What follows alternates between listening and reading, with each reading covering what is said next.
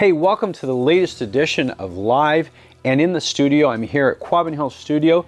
Live and in the Studio is sponsored by Eastern Ontario Network, and we're happy to bring you all kinds of different discussions on different things. Today's episode is focused on the top 6 things that you can, sort of 6 categories on making sure that you're prepared for your very first gig. Now, some of the stuff I'm going to talk about, you may actually sort of say, hey, wait a minute, there's a person I play with who still doesn't do some of these things. So, hey, maybe you want to share this video with them.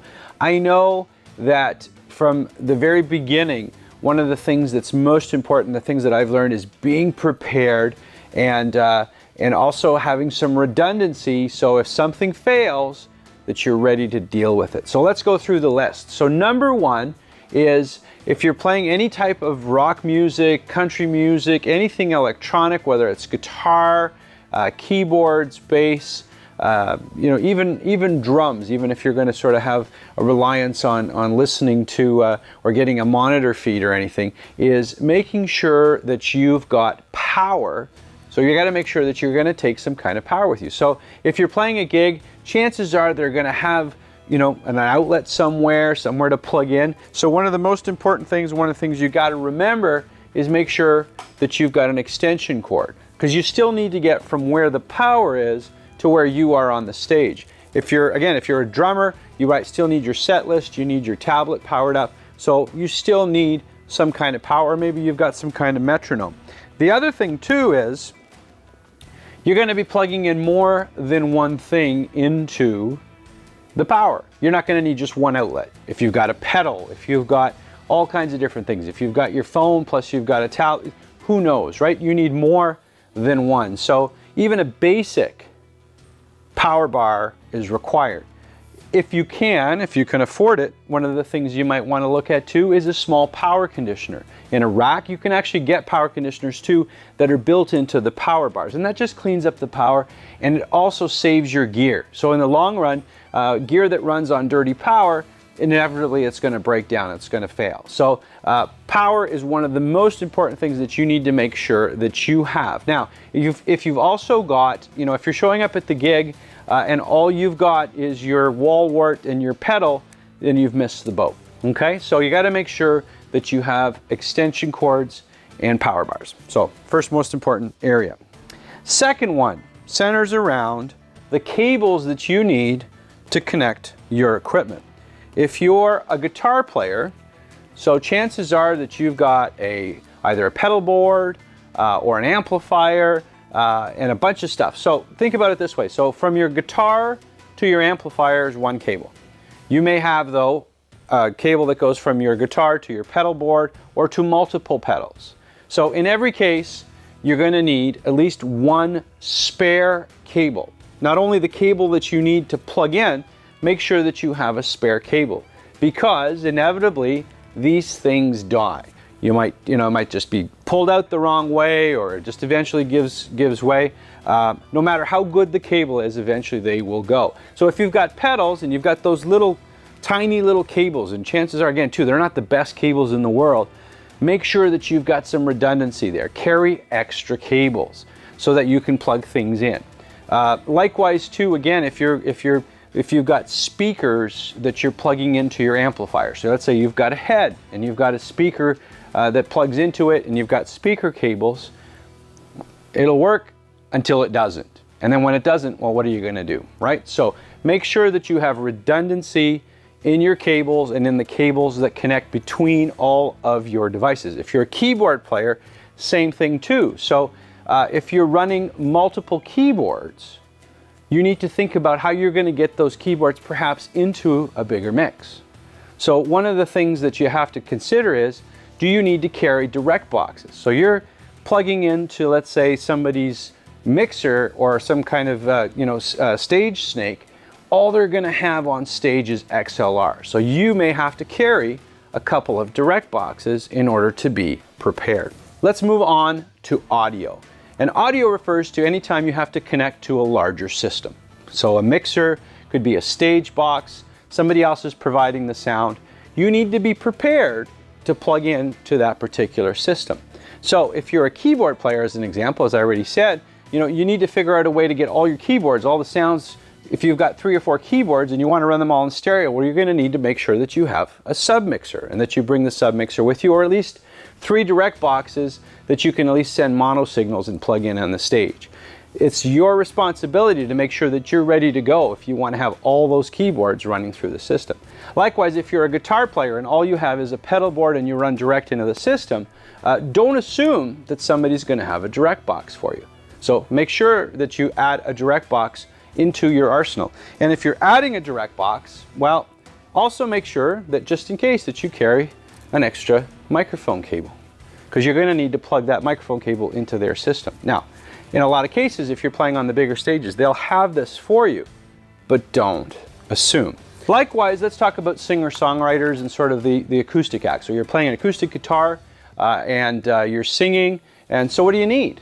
Well, okay, so I need a good microphone. So ideally, you've got a microphone that you paid a little bit more money for. It's a little higher quality microphone. But what happens if something happens to that microphone? It drops on the floor. Something happens. Always carry a spare microphone. Less expensive microphone. You don't have to spend as much or invest as much in the spare microphone, but carry a spare mic and also carry a spare microphone cable. There's so many times that the cable goes and you'll be glad that you had that spare cable. Let's also focus on how you're getting your sound into your smaller system. So if you've got a smaller mixer or something along those lines, make sure again that you've got enough space on your power bar to plug all the things that you need to. Let's focus again too in making sure that you've got all of your audio equipment in good condition and that you've checked it before you left. So, whether it's your small little mixer, your speakers, those kinds of things, make sure that you've got some redundancy there. So one of the ways too that you can have some redundancy is when you purchase a system. We're going to talk a little bit more in a different episode about different systems that you can purchase depending on sort of the size of shows that you're doing. But if you're doing something small, you can get a small little sort of portable mixer, but you can also get speakers that have inputs as well. So if something were to happen with your mixer, you actually could just plug right into the speaker and still have a backup. It wouldn't be ideal, but the show will go on. Let's talk about things related to the performance that you got to make sure you've got with you. This includes your lyrics. If you're like me and I can't remember a single word to a single song, I have a little bit of a cheat. I have a tablet with all that information on it. And one of the things I do too, and this is a little trick, is I make sure that all the files are in a .txt format so I can scroll through them. .txt is easily read no matter what device. And then I email that set list to myself. So that means that even if, and I also download it onto the tablet, if something were to happen to the tablet, the worst case scenario, I still have that information on my phone, or worst case scenario, I can resend it to my tablet in case it gets lost. If you still use paper, those types of things, just make sure that you have all that stuff with you and you have, again, a bit of a redundancy. If you're making set lists, it's important to have the keys to the songs. We can't always remember everything, right? So make sure that you have all that information with you and accessible for when you need it. And the other thing, we talked about power a little bit. Well, make sure you've got power for all your devices. There would be nothing worse than relying on a tablet or relying on a piece of electronic gear to get your information, and then the thing dies halfway through your show. So make sure, again, that you've got power into the tablet, and then it's ideally charging throughout the entire show so that you never lose power to it. The other thing too, when it comes to sort of attaching or having your tablet available, some of the bigger stages don't want you attaching your little tablet devices to their mic stands. And I can understand that. If you've got a really nice set of mic stands, the last thing you want to do is people tightening stuff onto it. So always bring your own mic stand to make sure, again, then there's no chance that you're not going to be able to plug in or add your little device in order to be able to see the lyrics or see the chords.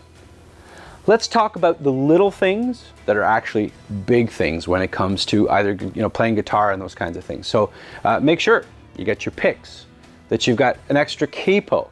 How many times have you forgotten a capo or didn't bring the capo at all? So make sure you've got an extra one. Maybe it's just tucked into the side of one of your bags. The other one too, this is massive, is extra strings. And in some cases, one of the easiest things you can do though, and the fastest changeover, is a backup guitar. Recently we've had a lot of shows, and for some reason the same string kept breaking, and luckily this person was prepared and he was able to change the strings instantly. But you know what, if you have a spare guitar, you basically can put one guitar aside, pick up the other one, the show goes on much more seamlessly, and then you can change the string sort of between sets. And finally, one of the things too, I think we always sort of forget, the organization of all this stuff becomes so important too, because it's easy to misplace stuff, and it's also easy for you to maybe, if you pull something out and forget to put it back in. So one of the things that I do that's easy is I have basically a small suitcase, and I sort of have a list that I've created. These are all the things that should be in that suitcase. And you can go to Value Village, you can go to a lot of thrift stores and pick up these suitcases for not a lot of money. Some of them even have, like the ones that are designed for laptops, they have a little sleeve you can put your tablet in. You can put, there's little sleeves for, headphones, in-ear kind of thing. They're super great, and a lot of them too will have just little pull-out handles and wheels, and you can drag them along. And they'll fit all of those little things. They'll fit all your cables, they'll fit your microphones, especially for sort of solo artists. It's a great way to organize all your gear. So that's the other thing, is make sure that you stay organized. So hopefully you've picked up something from this video podcast. And again, this is live and in the studio. I'm Joe Baptiste. I hope you enjoyed this episode, and we'll talk to you soon.